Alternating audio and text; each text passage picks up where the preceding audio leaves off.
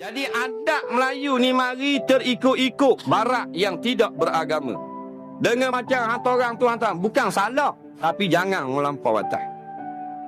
Nah, letak harga Allah Rabbi berapa ni? 10,000. La ilaha illallah. Nah, kawan tu 10,000, baik beli motor. Titi duit ada 6,000. Dia target perempuan ni dalam 4,000 je. Pasal apa? Tak pah SPM. Pergi tanya, dah 4 bulan ke apa?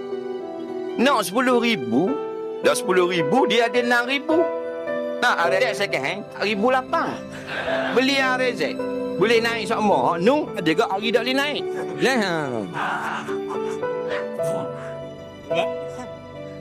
Jadi nak letak harga mahal boleh perempuan.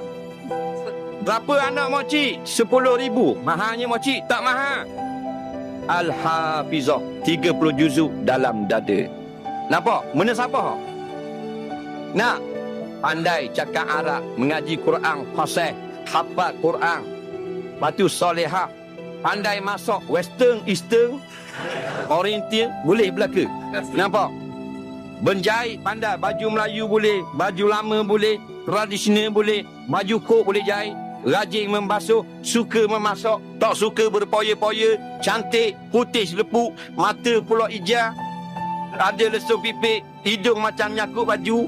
Nah, mana sabar? 10,000. Ni lulu diploma je. Nah, anda dua je jenis masakan. Yang pertama, rangat nasi mak dia kemarin. Yang kedua, masak air panas. Tu je. Ni masalah. Jadi jangan tinggi-tinggikan harga. Kerana ingat, bukan suami tu bayar mas kahwin saja.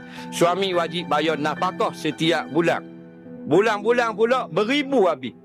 Nak kakak hello yang nak rata beli 2,500. Bulan ni nak gelap 3,800. Tak best naik biban beli BM second hand, tak apa dah bang, 67,000. Beli sama. Nak. Jadi jangan mahal-mahal. Nampak? Benda yang simple sahaja. Cuma buat kenduri sebagai iklan, tanda gembira dapat menantu, dapat bini, dan sebagai iklan kita telah pun ada calon pilihan. Jangan duk ikut-ikut. Orang sebelah 10,000, kita buat 12,000. 12,000 perempuan. Baca Quran Siratal Labi 12,000. Nah, hukum istinja pun tak pandai. Hukum haid tak reti. Kalau haid tak reti, macam mana lama haid, sekurang haid, jangan mahal. 800 sudah.